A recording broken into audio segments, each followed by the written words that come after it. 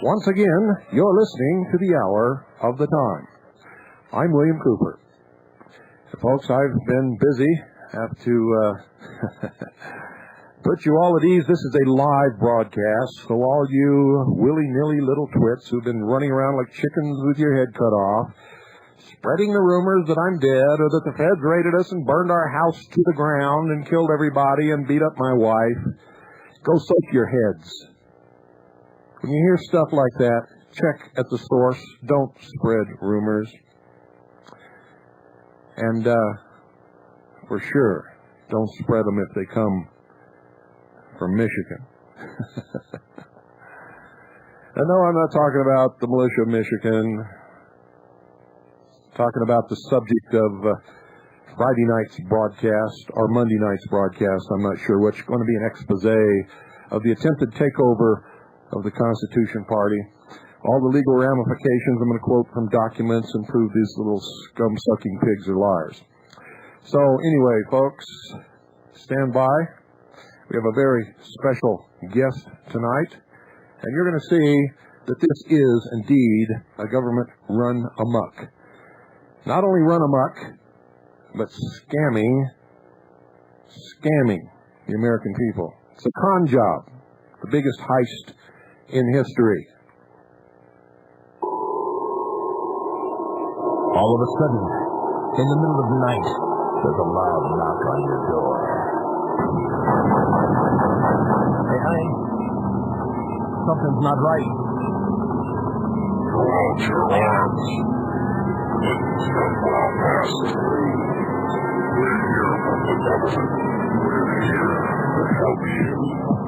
And I'm from the IRS with a power to tax. If you've got a complaint, send us a fax.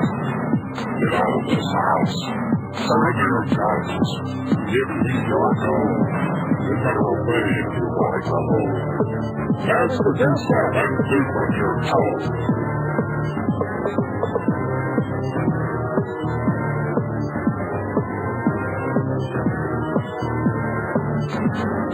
Hillary Shalala, Reno Janet Dyke, reading the words of General Albert Pike, demonic founder of the Ku Klux Klan, engineer of the Masonic Master Plan. Pike said Lucifer is God across this land, and Clinton saying take the mark in your right hand. While we're all dancing to the drums of uproar right, Clinton's preparing it for another huge tax hike. Order out of chaos, depression, inflation, creates a panic and rapes the nation. Order out. Crisis creation. Incite black and white program. That's right, folks. Crisis creation. They're very good at that, aren't they, Ivy? That they are, Bill. That they are. Our guest tonight, ladies and gentlemen, is Ivy West, a very well-known talk show host in the state of Hawaii. And I understand you have your own broadcast over here now. Yes, I do. We're on satellite, and hopefully we'll be going to shortwave soon. Oh, great. Why don't you tell us a little bit about your background, Ivy, and then we'll get into the meat of tonight's subject matter. Okay. I'm a producer and director of television. I've had my own radio show in Honolulu, Hawaii for 3 years up till June of 1994. And I've been involved in the Patriot movement and the sovereignty movement of Hawaii for quite a long period of time. I have an organization called Take America Back, TAB, and we're keeping tabs on the government. And one day, I was coming home with my daughter and some friends in the car. I drove up a long driveway that I had, and from out of the bushes jumped 11 armed intruders. No warning? No warning. No identification? No identification. They had street clothes on. The only thing that told me that they were serious is that a couple of them had machine Tech 9 type. It was a Tech 9 type machine pistol. So for all you knew, it was a bunch of gangland members getting ready to rob and rape you. I had no idea. I mean, I thought it was a joke. I wasn't sure what the hell was going on because we did have mock court sessions. We did go to the firing range every weekend. We did have our own military type militia. And so I, at first thought, well, maybe, it's a surprise attack just to see what we would do. Ivy. I didn't recognize the people. Ivy. That's not a joke when somebody's standing there pointing a Tech 9 or a pistol or a rifle or anything else at you. Millimeters, no. And I would advise anybody out there, if you're playing those kind of games, don't do it. And anyway, this turned out not to be a game, didn't it? No, it ran through my mind that maybe it was a joke, but then I realized it was not a joke. You don't want to pull that on me because I'll shoot you. So what happened at that point? Of course, I stopped my car, and I rolled down the window a little bit, and I said, "Who are you, and what do you want?" And they said, "We need you to get out of the car," and I wasn't going to argue with them at that point. I got out of the car and told everybody else to stay in the car and said, "What do you want?" And they said, "We have an affidavit and a search warrant, and we want to search your home." And at that point, they made the other people get out of the car at gunpoint. They were still pointing their guns at us. And again, I asked, "Who are you?" They couldn't find the search warrant. And in the meantime, I asked to see identification, and they did not show me identification. One agent stepped forward and said that she was Beverly Hood and that she was an IRS Treasury agent. I asked to see her identification. She did not have it on her. And at that point, they finally found the search warrant, in which they held it up to me at 3 feet away. It's difficult to read, but I could at least read the front part of it. And I told them that their search warrant was defective on its face, that it was not signed by a judge, and there's no affidavit that I could see attached to it, and they were improper in their addressing my dwelling, that I had a dwelling and not a residence. And dwellings and churches cannot be searched, only residences and premises. It didn't matter. These jackbooted thugs and armed invaders were going to do what they were going to do. Nazi Gestapo jackbooted thugs. Yep. And I asked who the other people were. And specifically, I asked the man that was dressed all in black with the Machine 9 Tech-type pistol who he was. I said, "You're MJTF, aren't you?" I knew it. He was in all black, all military, no insignias, no nothing. Even the gun was black. And he didn't deny it. But he was definitely in charge. He had the most serious gun that I could see. 2 of them had little tiny silver badges. They said that they were Treasury agents. The rest went over and got their vests finally, and it said BATF on them. And I said, "Well, excuse me, but according to Krushank versus the U.S., you're in no capacity to be in a state concerning arms." And that's in the congressional record at 921 subsection 18. And I said, "You're in my home." By then I could see that they were in the home. They were upstairs searching my home. I was prepared to move because the house had been sold, and I had 100 boxes packed up. I could see that my front door was smashed down, and it took a battering ram to do it because it was a solid core door. And they were in the home. And I said, "Look, what do you want?" "Well, we're in there searching for arms." And I said, "I don't own any arms. I don't own any guns." And the search warrant said the fruits of the crime was a fax machine and a filing cabinet and a telephone. Now let's pause right here. What reason do you think they would have done this? Well, they told me. They said that I thought I was really smart being on the radio, talking about the IRS being foreign agents, and talking about myself not filing. I have not filed a federal income tax form or state income tax form, or any form for that matter, in over 25 years. They did not arrest me, and they did not charge me, by the way, Bill. Well, I thought you were pretty smart on the radio and pretty smart for not doing those things, too. No, of course not. From what I understand about this, it was an attempt to intimidate you and scare you and stop you from broadcasting anymore. Well, exactly, and plus they were on a fishing expedition, too, to see exactly what I had. And they took 9 pages of inventory out of my house. Now, for most people, they don't really understand what that is, but they took half my household with them. Mm-hmm. He took 40 boxes, and this includes all kinds of crazy stuff. The worst of it is they told me that I was in a conspiracy against the United States government. I said, What do they care? Their headquarters is in Puerto Rico. Government. I said, which government are you talking about? The American national government or the federal U.S. government? They had a smirk on their face and said, don't get funny with them. I said, I'm not. I'm asking you a question. You're holding me at gunpoint.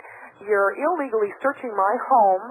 I want you to take your guns off my daughter and off my friends, and I will go with you and speak with you. And then they took me into the house upstairs, and that's when they started talking about me being in a conspiracy. I said, you're telling me that I'm in a conspiracy against the government with 800,000 people? That's the potential in Honolulu, in Hawaii, in all of the islands, to hear my radio show every weekend. And I was on 4 hours Saturday and 6 hours Sunday. Mm-hmm. I said, how can I be in a conspiracy? Did they name other people? Yes, they did. Who did they name? They named John Nelson, and they named, I don't want to give the other people's names, but I had taken a John Nelson law course. Well, you're in good company with John Nelson. Nelson's the best. I'll stand with him any day. It's because of these papers about being foreign agents in Title 18 and the law course that I took that I beat the IRS. And there is a light at the end of the tunnel, folks, and it's not a freight train. I want you to know that the IRS dropped their case on me. Well, the IRS is the direct... Well, let me put it another way. The Internal Revenue Service is the director of the Bureau of Alcohol, Tobacco, and Firearms. The only Internal Revenue Service that we can find other than that person, and that person is named as being the Internal Revenue Service, is the Assistant Commissioner for International Operations, Internal Revenue Service, which, by the way, the law says all returns must be filed with the Commissioner for International Operations. That's correct. And don't forget Lloyd Benston, who, according to the weekly presidential compilation papers of January 1st, 1993, says that he was nominated to be the governor of the International Monetary Fund, the U.S. governor of the International Bank for Reconstruction and Development, the U.S. governor of the Inter-American Development Bank, the U.S. governor of the African Development Bank, the U.S. governor of the Asian Development Bank and the African Development Bank, and the European for Reconstruction and Development Bank, and was nominated by Trader Bill Clinton. Well, this is a normal thing. All Secretary of the Treasurers, or all Secretaries of the Treasury, fill those positions. It's just it's an automatic thing under the Treaty of Bretton Woods. He's nominated, of course, but it's automatic. And he's also paid by the International Monetary Fund, which is against the law. That is correct. That is correct. They thought that they were very smart, these agents, in tearing up my home. I mean, I even saw waffle marks from their boot marks on my walls 15 feet up because they had rappelled down the walls. How they got up there, I have no idea. Had repelled themselves down the walls looking for so-called arms. Now, they do a profile on people before they ever do a raid. They know I am not dangerous. I don't do drugs. I'm not violent.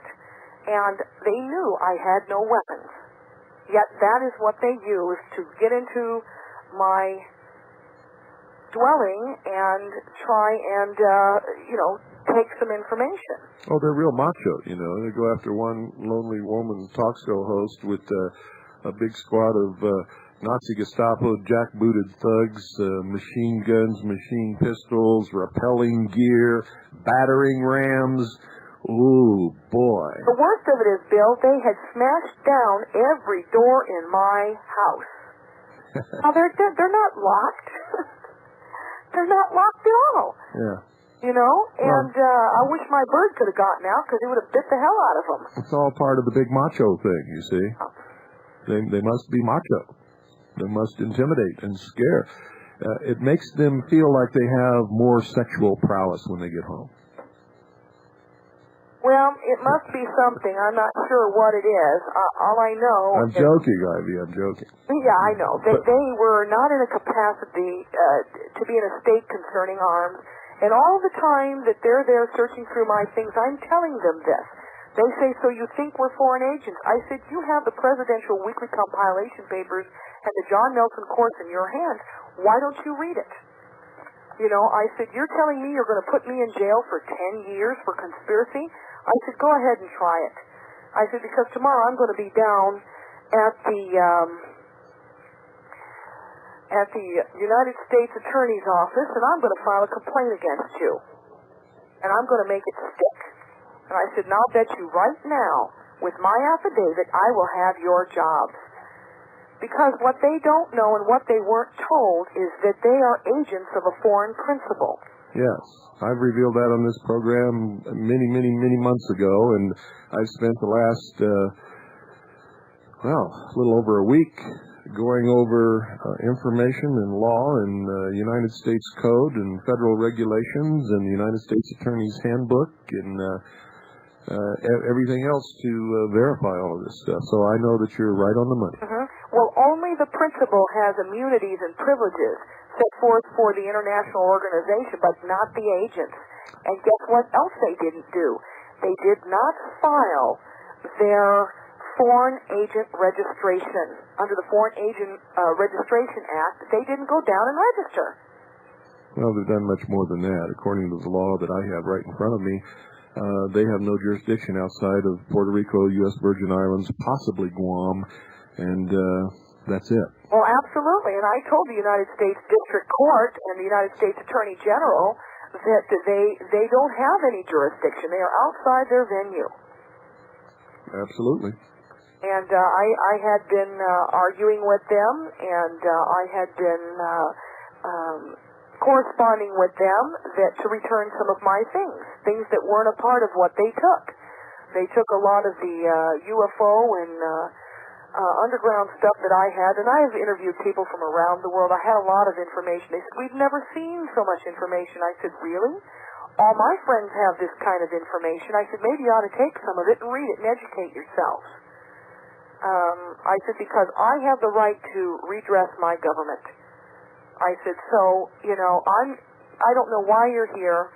You're here illegally. You're here unlawfully. And I asked them if I could make a phone call. They said, sure. It's your house. So I called 911.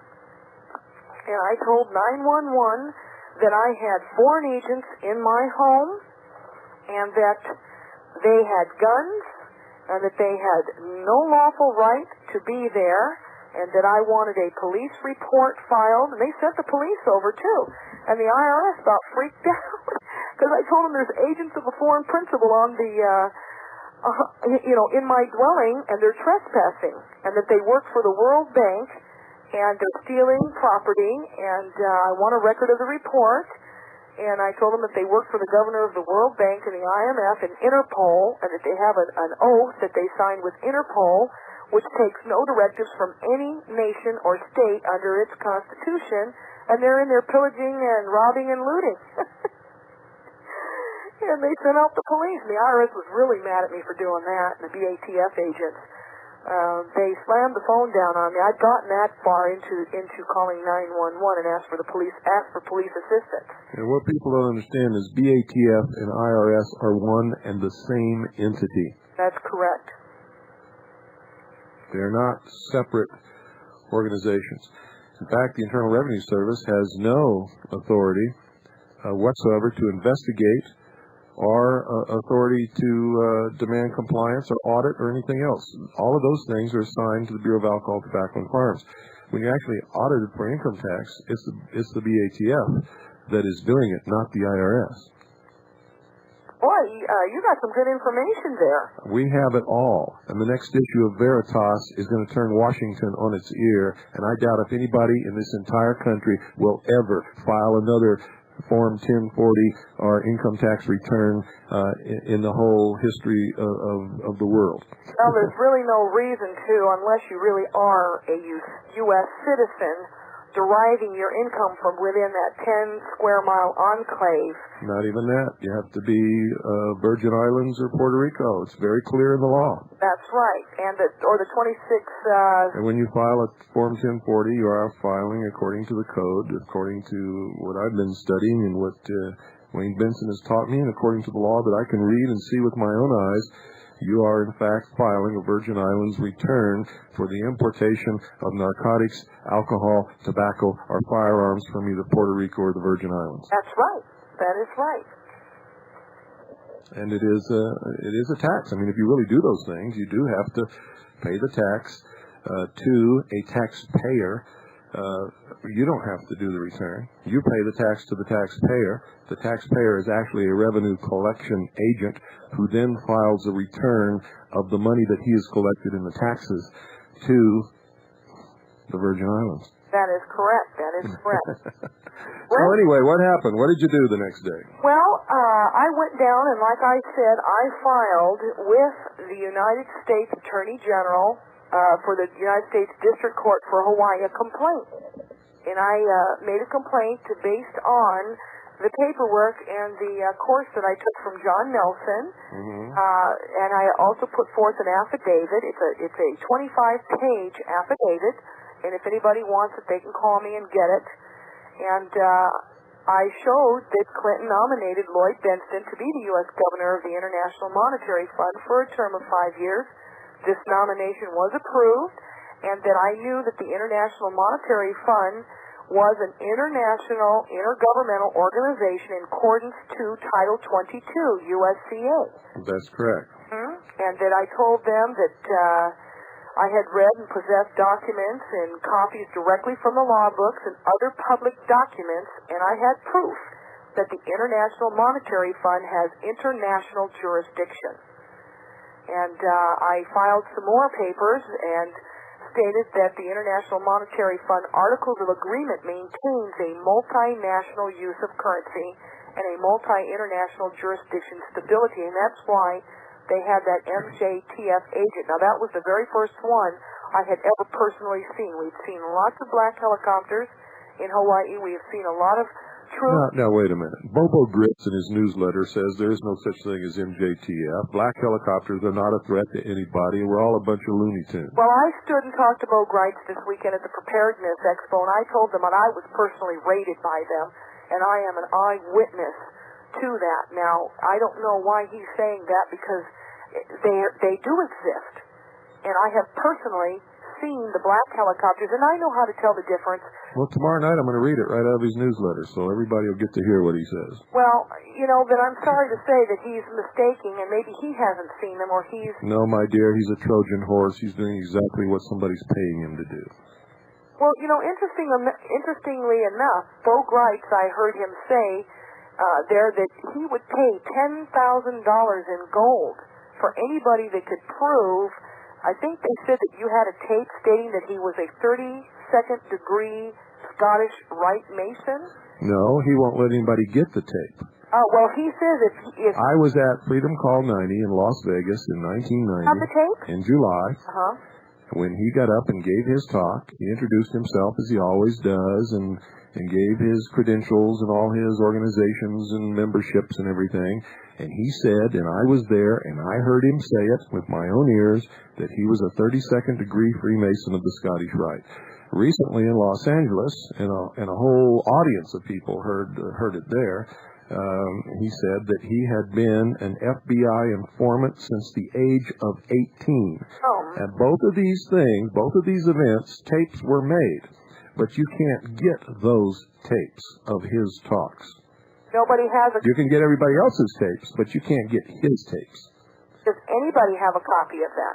Well, I don't know. There's tapes out there floating around because all during 1989 and 1990, before he caught on that we weren't stupid, he was saying it on radio and everywhere else. He was very proud of the fact that he was a 32nd degree Freemason. He said it on the Billy Goodman happening one night. And so we know the tapes exist, and it's just a matter of time before somebody listening to an old tape hears him say it and sends it to me, and when he does, I'm going to play it on the radio.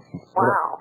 Well, I don't know if you know this. But don't get all upset with this $10,000 in gold coin. The man is a liar, and I've proven it over and over again. If I do play the tape on the radio and prove that he is, in his own words, which is out there somewhere, and we will find it eventually, he's not going to pay anybody $10,000 in gold coins. Oh, you'll find out if you do submit the tape. He doesn't tell people. Now, you know what happened in Ruby Ridge, right? Yeah, he tells people that he went up there to save Randy Reaver, and he went up there to serve a warrant on the federal officers. That's a lie also. He was called by the Federal Bureau of Investigation in Phoenix, and he went up there, was working for the FBI, and he was wearing a wire the whole time. Well, the warrant, the citizen's warrant for citizen's arrest, I wrote. And my group in Honolulu sent Eric Leiter up there, and you know, I'm not going to say anything about Eric Leiter. He was just somebody we sent up there. I'll leave it at that. And we gave the documents to Bo Greitz. He said he didn't think they would work, and I told him to serve them that he would work. Ivy, he was working for the Federal Bureau of Investigation. So he did that just to scam the people, just like he's always done. So he used us as just a show then. That's right. To make it look like it worked. That's right. Interesting. Very interesting.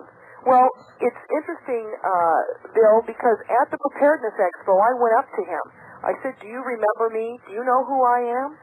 He looked at me for a minute. Now, how could he forget me? I mean, we helped him run for a campaign, you know, his presidential campaign in Honolulu. Hey, what did we know at that time, right? And I said, I'm the one that wrote the citizen's warrant for citizen's arrest for you. Oh, yeah, he remembered now. But you know what? It was like he just turned away and that was it. Sure, because he did. And I really felt bad. I thought, you know what? I put a lot of time and effort. I spent a lot of time on my radio show when we had direct coverage from up there. A lot of our people risked our lives to go up there to help. And he never gave us any acknowledgement. And I thought, something's not right here. Nothing's ever been right with him. Well, exactly. Start collecting his tapes and his old videotapes of the speeches and talks that he's given and compare them. And you'll see that this man has really scammed a lot of people for a lot of years. That's unfortunate. It's called Project Trojan Horse. He's in the same class as Colonel Brown of Soldier of Fortune magazine, and I told everybody 3 years ago that man was part of Trojan Horse with Greitz. And the Spotlight, bless their hearts, finally did a good deed and public and revealed. So I'm not standing here all alone saying they revealed that Robert Brown certainly was a Trojan horse and was spying on patriot organizations involved in the MIA movement. And if you read the latest editions of Soldier of Fortune magazine, you'll see that they come out against patriot organizations and militias. Yes, they have, and that's really unfortunate. So when you see these Delta Force officers running around claiming to be patriots, you fall into it at your own risk. I'm telling you right now, an officer is always an officer. If he goes against the federal government, all they do is reactivate him, court-martial him, and put him away. These guys are doing their job. Well, so let's continue. What happened now? Okay. Well, in the affidavit, I said that I had read 22 U.S.C.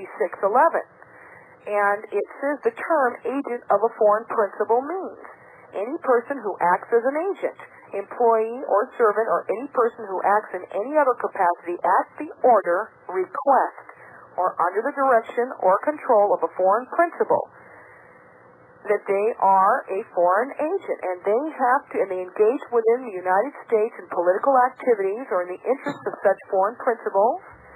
They act within the United States as a public relations counsel, publicity agent. Do you know the IRS is a publicity agent? Information, employee, or political consultant for or in the interest of such foreign principals, solicits, collects, disperses, or dispenses contributions. Again, we're talking about the Treasury and the IRS, the ATF, loans money or other things of value for or in the interest of such foreign principals. And so I showed that the Internal Revenue operates under the jurisdiction, control, and authority of a foreign principal. And I named that foreign principal, and it's in the Internal Revenue Code, too, in Section 7801. Well, it's easier than that. You go to the delegation orders. It's Order Number 91, Rev 1, on May the 12th, 1986. It's a service agreement between the Internal Revenue Service and the Agency for International Development, or AID. That's where the funds came from the American taxpayers through the Internal Revenue Service to the AID to build the Kama River Truck Factory when William Casey was the head of the Agency for International Development. Right. And also the Articles of Agreement of the International Monetary Fund, and like I said, the Bretton Woods Agreement Act, that's in 22 U.S.C.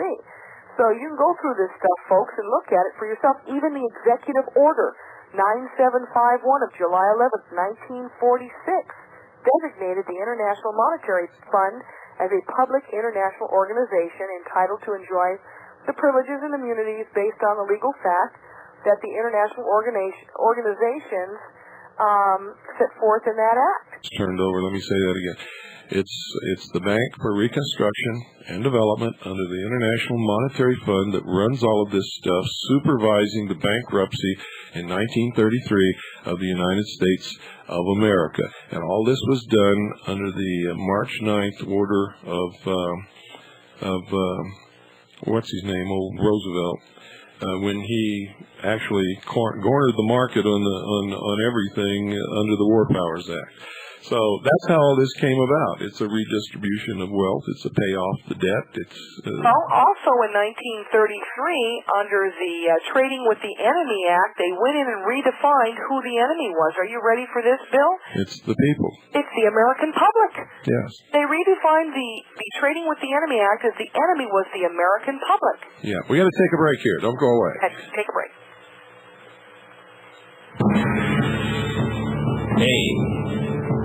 M-E-R-I-K.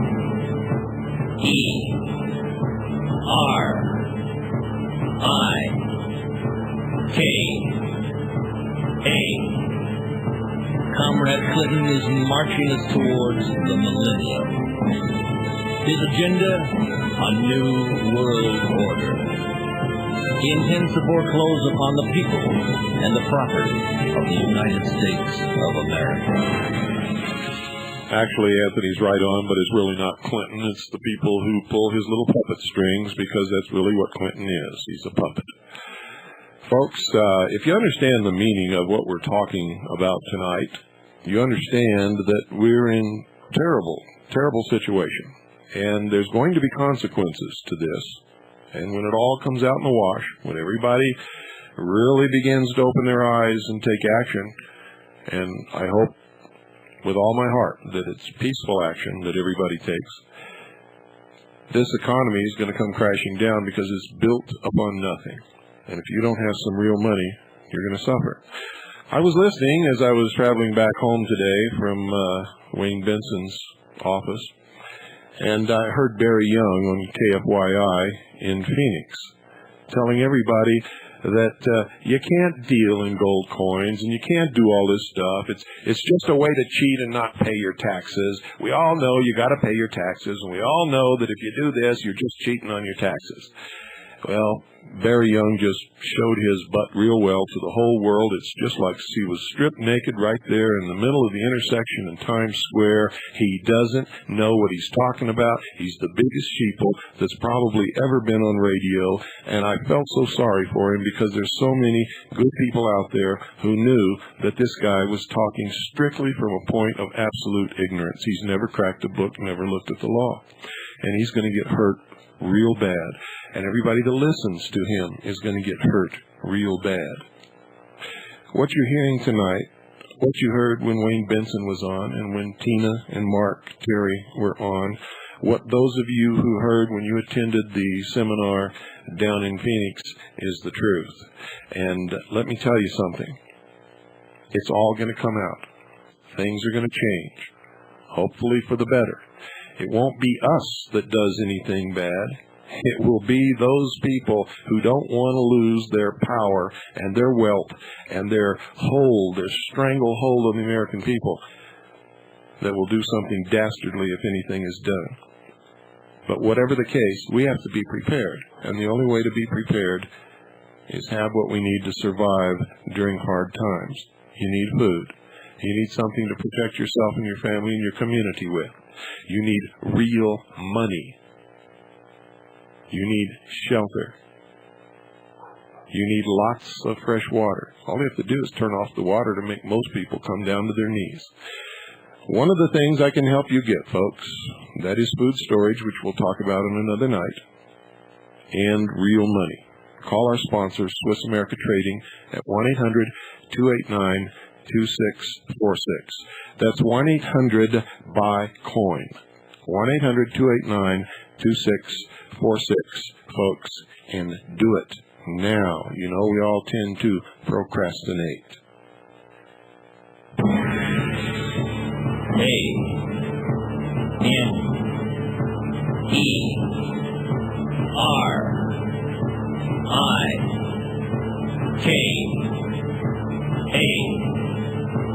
Comrade Clinton is marching us towards the millennium. His agenda, a new world order. He intends to foreclose upon the people and the property of the United States of America. Now, if you've all been paying attention, folks, you know that everything I predicted is coming true. It was in the newspaper now. It's official. Visa is going to offer a card that will replace money. We're going into a cashless society. Now, I want to warn all of you listening to Ivy and I, and those of you who have listened to Wayne Benson and others talk about these things and talk about the law. Don't take what you hear on this broadcast and run out and try to use it or try to get out of paying income tax or to not file returns. You cannot use this information unless you have studied it thoroughly, understand it, and understand the consequences of making a mistake. One word used at the wrong time can put you in jail. So take my warning. I only know one man right now who can do this and do it properly and keep you out of trouble, and that's Wayne Benson. And I've already given his phone number out on other nights. We'll try to do it some other time. It's going to be in Veritas, this upcoming issue. And I would advise you, if you're contemplating anything like this, don't try to do it yourself. Believe me, you don't want to do the wrong thing and go down the tubes. Okay, Ivy, let's get back to your situation. You have, in fact, sued these people, haven't you? Yes, I have. I've had a lot of people call and ask for Wayne Benson's number. I don't know if you want to give it. Well, it's okay. I'll give it another time. You're the guest tonight. Okay, no problem. Yes, I went in, and under the affidavit that I have filed against them, under the International Organizations Immunity Act, and that's Public Law 291, and that's the 79th Congress, and you can find that in the statutes at large. In 1945, it clearly shows that the U.S. governorship of Lloyd Benston held in the International Monetary Fund his position as Secretary of the Department of Treasury, a.k.a. the United States Treasury, and his oversight and delegation of authority to the Commissioner of the Internal Revenue Code unequivocally demonstrates that any and all agents employed by the Internal Revenue are clearly foreign agents and are required by law to register their status pursuant to 18 U.S.C. 219. Now, let me explain what you're talking about here. The Bureau of Internal Revenue has an office only in Puerto Rico, nowhere else. Right. The Director of Alcohol, Tobacco, and Firearms is, in fact, the Internal Revenue Service. They answer to the Commissioner for the Internal Revenue Service for international operations. You cannot file a return with anyone except the Commissioner for International Operations of the Internal Revenue Service. And these are all BATF people. That's right. And you know what? They violated 18 U.S.C. They went in and impersonated themselves and falsely represented themselves to be officers and agents and employees of the United States. And it's punishable by law. And these are foreign agents of the Internal Revenue Service, and that they had no jurisdiction or legal authority either to detain, falsely imprison, search, or even seize my person or the property that I had at my dwelling. And I told them that my weekly radio show was being monitored by these agents, and I had been the target of a terroristic assault to silence me through fear. And I have learned that the Internal Revenue has disseminated false information to the public. Now, this is really important, concerning its status and authority over sovereign citizens of the United States of America, as formed under the United States Constitution. And I was educating my listeners to the truth, just like you are, Bill. And I've got to tell you, there's one thing you left out in your little commercial there. It's great to have water and it's great to have money, but you better have some ammunition to back up. That's what I meant, to protect yourself and your community. That's right. You better add some ammo to the list, too. But again, I had no arms there, and there wasn't a reason why I shouldn't have had arms if I had felt like having arms. I didn't, because I had lots of kids in my home, and my daughter's friends, had the run of the house, and I did not want any of them finding any arms and playing with them. I just felt better not having them, and most of the people I know had lots of arms, and if I ever needed any help, I could call upon them.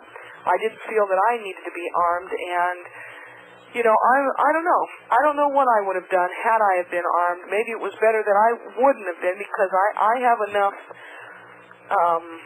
cojones to go and get something and put it in their face. I was not afraid of them. There's no reason to be afraid of them. Well, actually, there is lots of reason to be afraid of them, but we don't want to use bullets unless we are forced to. We want to take a defensive stance. Unless we're absolutely forced to use weapons, we don't want to use them. No, we really, really don't want to use them. I've said this a million times. Whoever fires the first shot loses. As long as they are the jerks who are oppressing people and hurting people and killing people and bashing down doors, it will be them who ultimately lose the battle. That is correct. No, I just chose to verbally talk to them, and I chose to put it on paper and go after them on paper. 5 of the agents have quit the IRS, by the way, because of this affidavit, and because they did not know that they were agents of a foreign principal and weren't told that they could be held personally accountable in their official capacity and also in their private capacity. That's another reason why we don't want anybody to shoot these people, is because they are not told the truth. No. They are hired like anybody else is hired that works for any position anywhere. They're brought in. They're not shown the real status of whoever or whatever they work for. They're just told, this is your job. You go out and do this, this, and this. If you have any problems, call me, and I'll tell you what to do. And they have operations manuals that they can use, but in those operations manuals, it doesn't tell them the truth.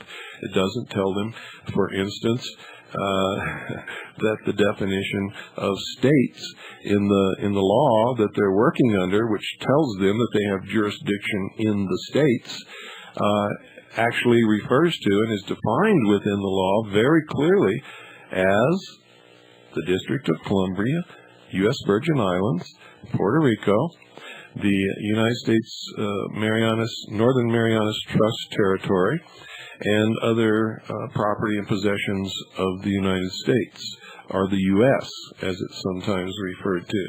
It does not include the 50 individual states, the several states which makes up the Union. That is correct. Boy, he's got it right, folks. The bill is educating people, and these kind of shows are important.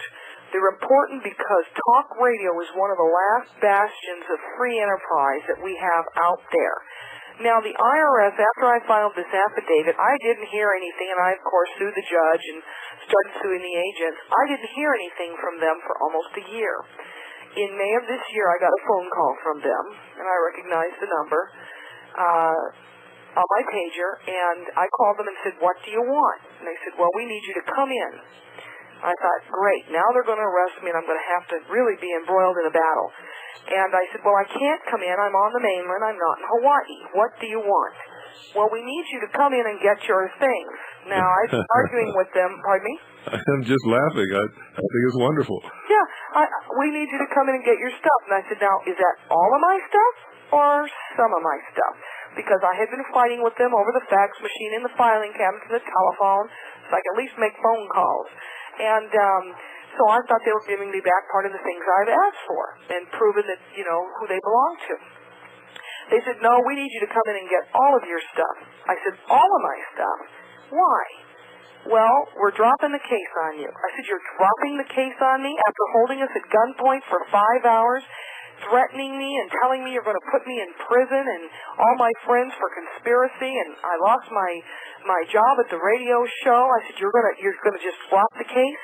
Why are you dropping the case? Well, we don't want it to go to court. I said, I bet you don't, but why don't you want it to go to court? Now, here's the kicker. You'll love this. We do not want the American public to find out that we're foreign agents. I said, I bet. I said, I want in writing from you a letter that you're dropping the investigation. Now, I got one, and I sent it to you, Bill. Now, they did not put in it that they are because they're foreign agents. However, they told my daughter, they told me that they don't want me coming in to get the stuff.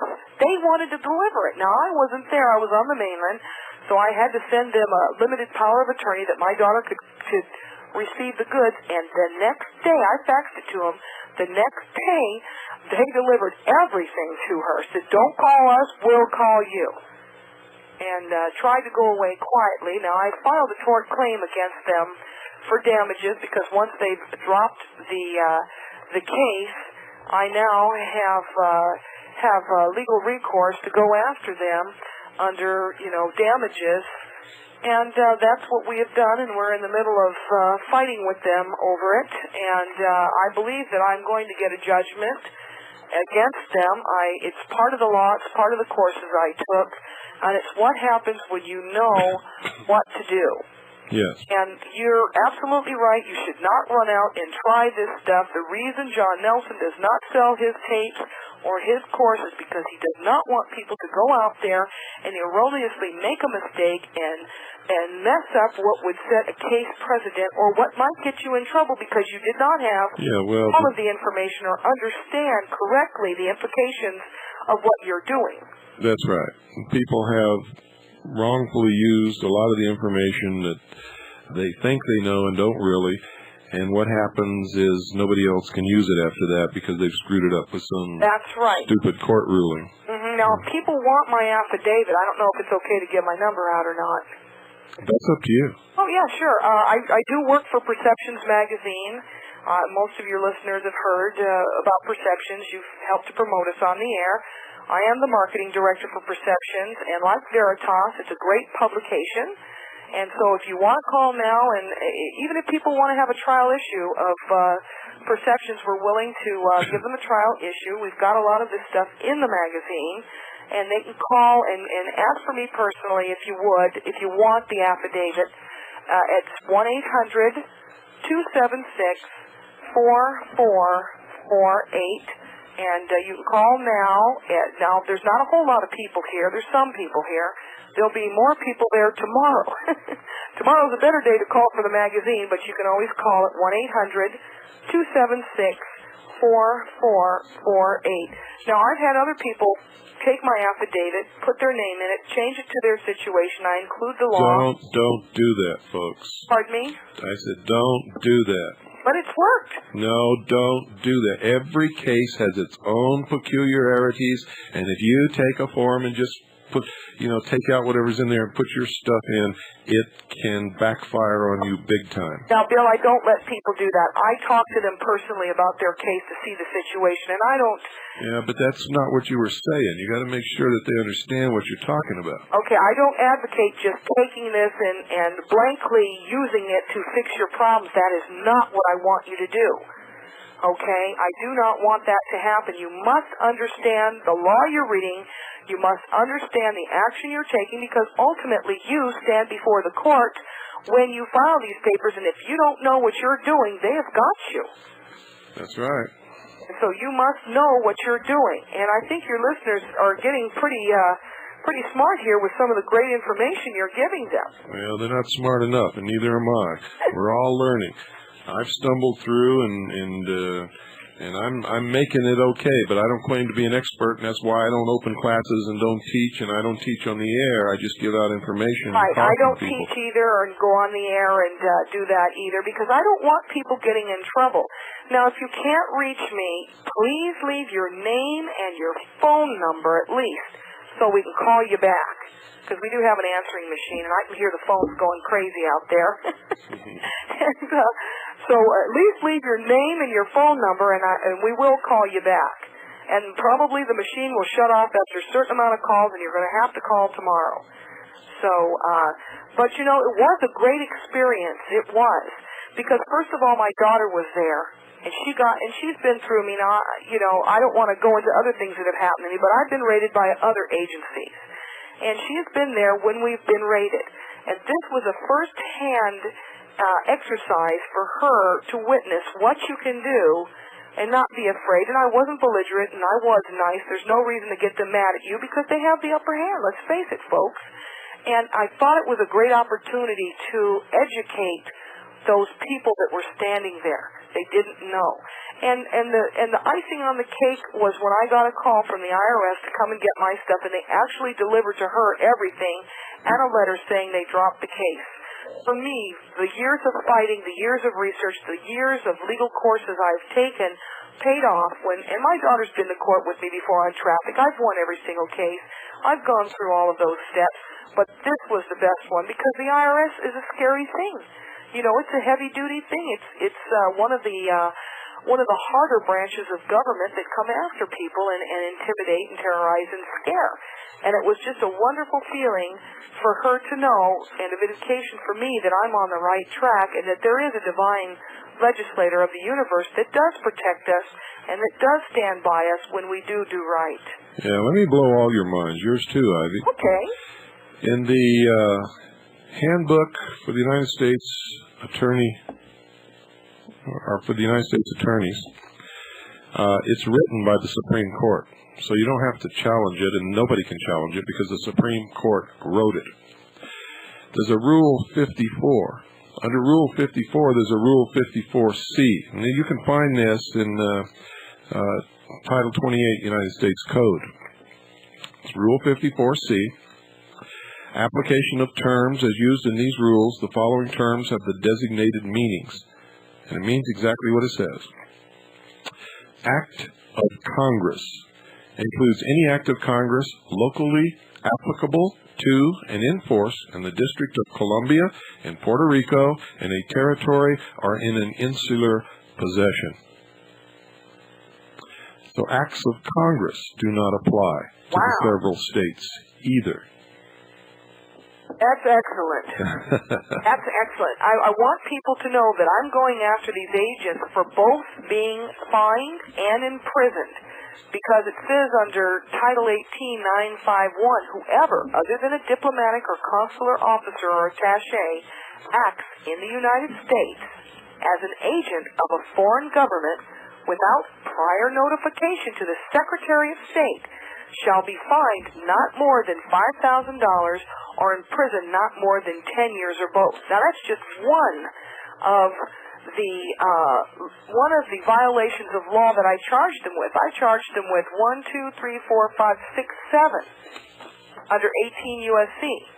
So I want them fined. I want them imprisoned. I want them to get their little Nazi communist operation out of our country.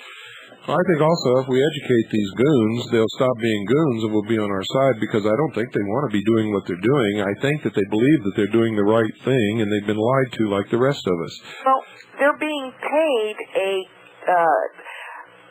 I don't know what the word would be for it. They're being paid a percentage for their raids and what they bring in. Yes, I have that all here in front of me. They get a percentage. They get, well, not necessarily a percentage. It's an award based upon merit, which can be up to $25,000 every minute. Yes. That's an award. That's a perfect. Even the President of the United States can get these awards. And they can pay them to judges also. Did you know that if you're going before a judge in an income tax case, they can pay the judge $25,000? And you'll never even know about it. In other words, this is legal bribery. It's not against the law. It's in the law. Yeah. And if the judge wants to collect that money, he's got to put you in jail. Simple as that. Here's another one for you all to sleep on tonight. This is Treasury Order number 163. This is the only order concerning Social Security. Its authority to perform functions with respect to the Northern Mariana Islands Social Security tax. When you pay Social Security, you're paying Social Security tax of the Mariana Islands.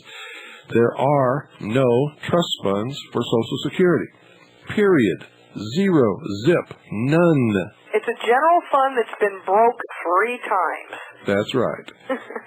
and it's all illegal anyway. It's a tontine, and the only way they can do it legally is if they do it under the Mariana Islands Trust Territory as a law, making a Social Security tax.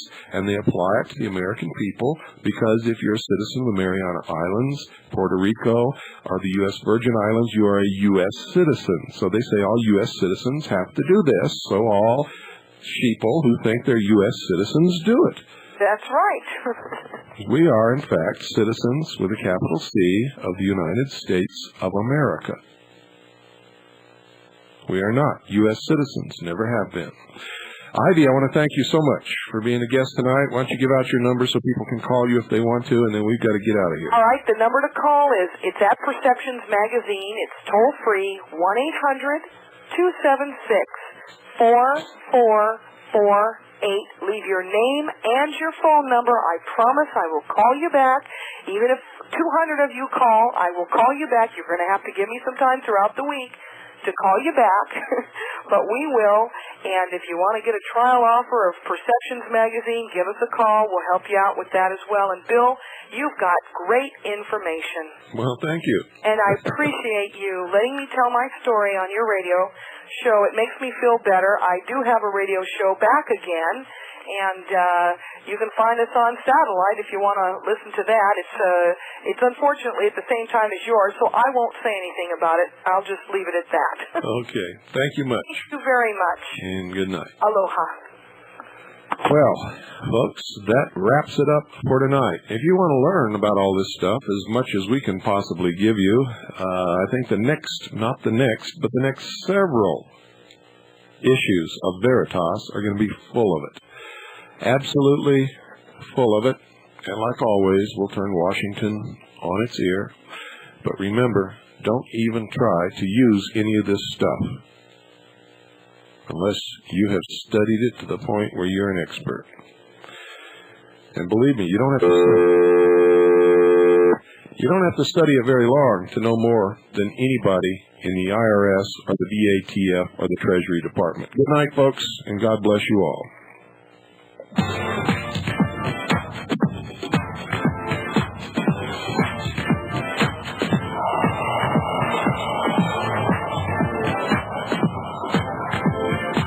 Glad you could make it. Making new world order.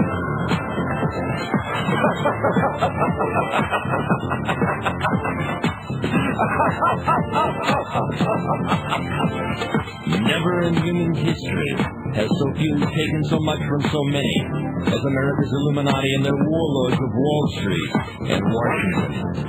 In just 8 years, these banksters and international government gangsters took us from the greatest creditor nation to the largest debtor nation on earth. Our standard of living has dropped like a rock for 4 out of every 5 Americans. They have foreclosed on our homes, our farms, our factories. They've exported your jobs and surrendered our arms. They want A new world order. A new world order. A new world order. A new world order.